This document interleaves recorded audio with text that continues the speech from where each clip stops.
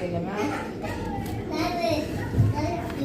الحلاوه دي بتفكرنا بزمان وجمال زمان. احلى اكله كان ممكن الانسان بجد ياكلها من ايد ست كده الله يرحمها، وامي برضو كانت بتعملها لنا، بس صراحه الناس الكبيره دول لا يعلى عليهم في الاكل. حقيقي حقيقي لا يعلى عليهم. ايه رايكم؟ ايه رايكم في الجمال؟ حلوه حلوه حلوه حلوه. الله عليك يا حسن، صح كده؟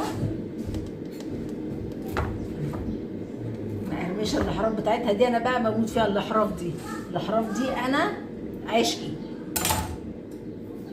بصوا يا جماعه مش قادره اصبر عليها لما تبرد. هي لما بتبرد بقى ما اقولكوش يعني حاجه كده. اللهم صل على النبي اللهم بارك. بصوا حطي كاتشب لولادك وحتتين مخلل وقرن شطه، وكده الفطار بتاع النهارده. يلا السلام عليكم. السلام عليكم ورحمه الله وبركاته. ازيكم حبايب قلبي، عاملين ايه؟ مين فينا ما بيفتكرش اكله كانت جدته الكبيره بقى كانت بتعملها له؟ احنا كان عندنا فرن طينه كده، فكانت ستي الله يرحمها ام ستي بقى، يعني هي كانت الاكله دي تحبها قوي. كانت تقول نعمل العجه، بس انا هعمل العجه بالطريقه بتاعتها هي، بطريقه الناس بتاعت زمان. البصل بنجيب البصل ماشي، وهنشوف الخطوات واحده واحده.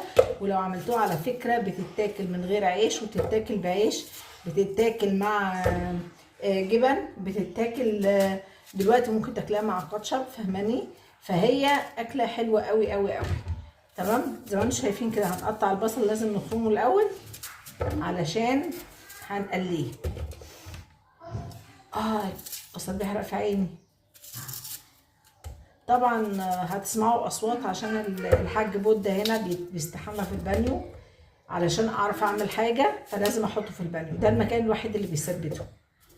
فمعلش استحملونا بقى واستحملوا الاصوات لو صوتنا ولا حاجه من جوه. تمام؟ ادي البصل فرمناه. عايزه تكتري البصل بيديها طعم حلو قوي.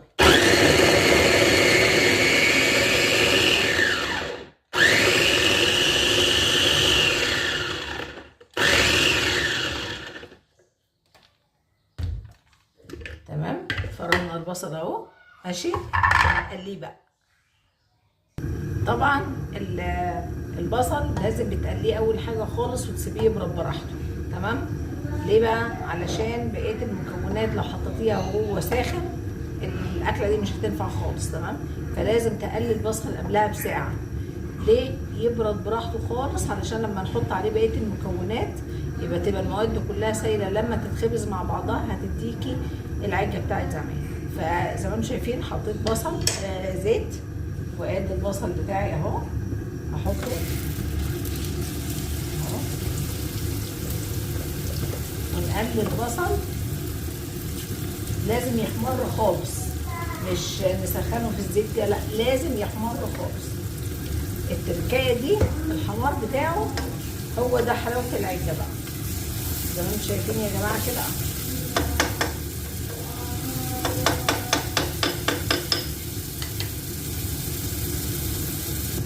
طبعا نسيت اقول لكم كل سنه وانتم طيبين بمناسبه ايام شهر الحج.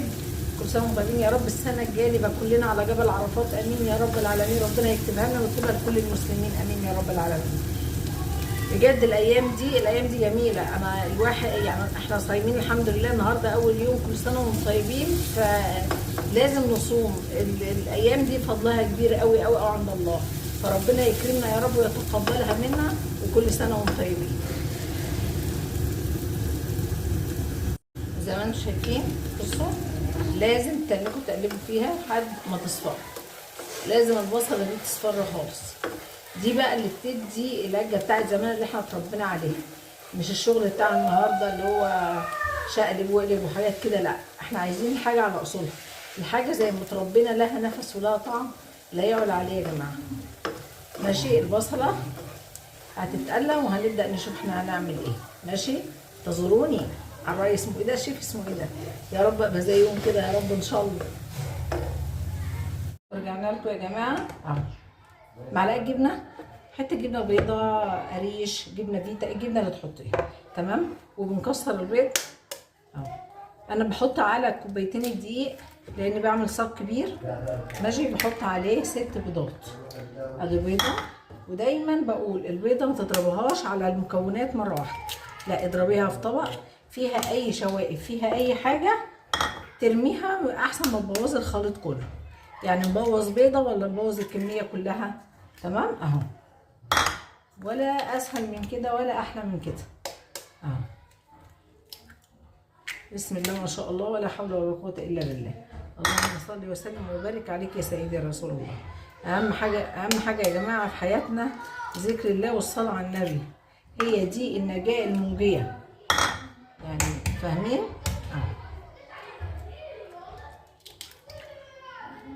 كده البيض بسم الله ما شاء الله ما فيهوش اي حاجه تمام. وبحط معلقه خل عشان الريحه بتاع الزفاره، وهنحط فلفل اسمر.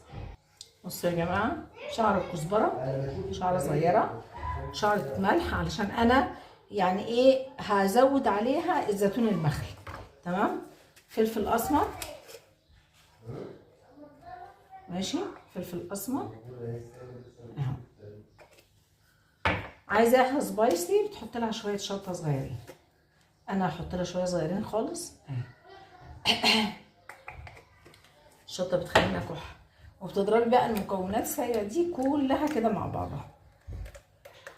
مفيش اسهل منها اكله ومفيش احسن منها اكله لاولادنا يا جماعه النهارده والله بامانه. يعني مش شرط كل يوم فراخ ولحمه والكلام ده كله تمام. انا يعني بعمل، وفي اوقات اكل تاني انا بعمله ما برضاش اصوره، لكن انا هصور كل اللي انا بعمله. اليومين اللي فاتوا انا ما صورتش عشان انا عندي دراعي اتحرق الحمد لله، قدر الله ما شاء فعل الحمد لله، بس بدأ يروي الحمد لله. اللهم صل وسلم وبارك عليك يا سيدي يا رسول الله صلى الله عليه وسلم. الحمد لله رب العالمين تمام. المكونات السائله مش بقول لكم الشطه بتخلينا كح؟ طول ما انا واقف في المطبخ اشم ريحه الشطه اكح. خلاص خلصنا المواد السائله اهي على بعضها. هاي البيض اهوت. هرجع لكم تاني. بصوا يا جماعه، فص توم واحد للريحه ماشي. هتروحي كده عاملاه كده اهو بالسكينه وتروحي ماسكاه مخرطاه كده اهو.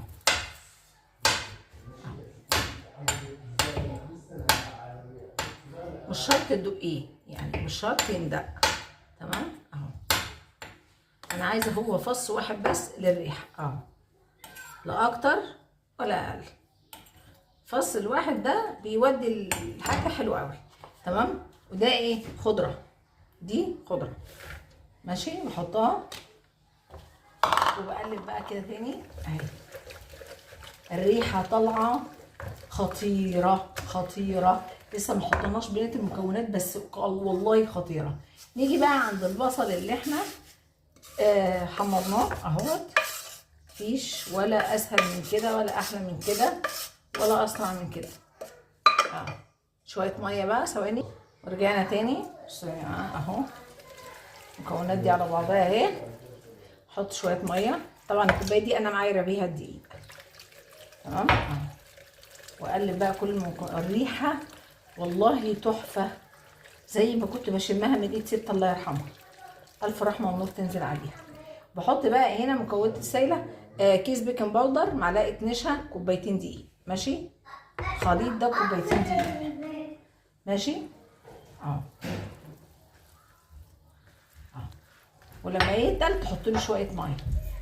الزيتون ده بتحطيه في الاخر خالص، يعني الزيتون ده حاجه زياده مني انا، لكن عشان اولادي بيحبوها تدي طعم البيض. بس يا بوده، طبعا بوده ما اقولكوش بوده ده يعني هقول ايه، بس هقول ايه، بحبه جزمه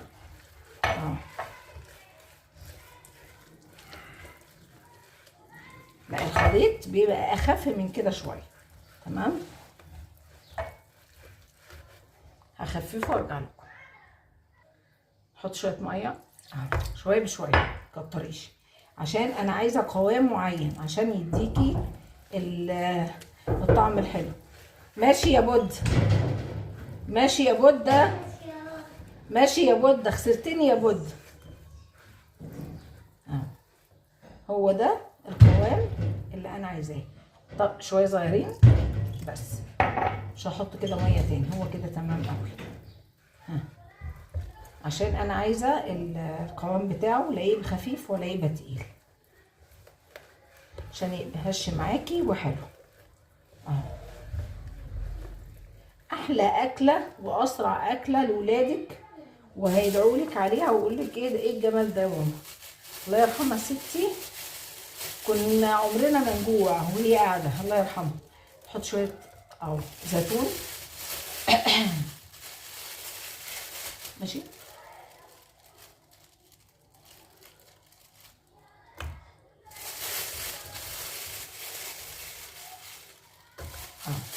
شويه الزيتون حطيناهم اهو.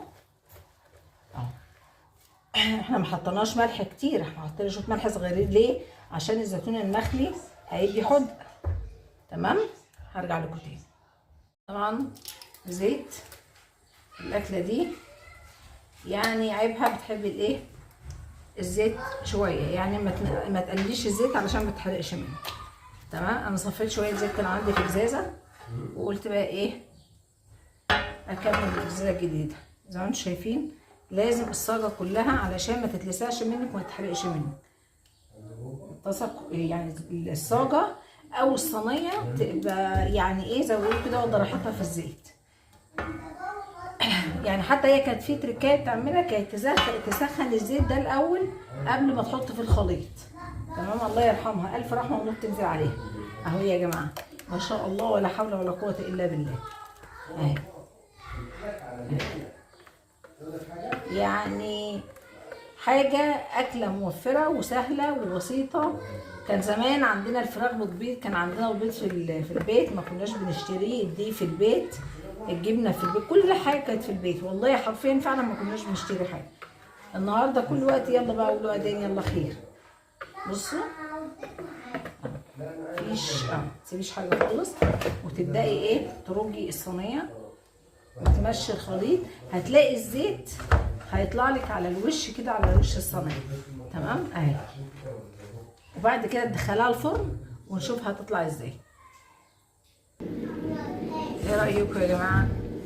ايه رايكم من الفرن سخنه نار، الريحه بتاعتها وهم، ريحه الخضره فيها موديها في حته، يعني حته بتاعت زمان كده بصراحه. جميله جميله ومستويه تحفه. اللايك والشير ما تنسوش عشان كده مش نافع. بصوا يا جماعه الحلاوه دي بتفكرنا بزمان وجمال زمان. احلى اكله كان ممكن الانسان بجد ياكلها من ايد ست كده الله يرحمها.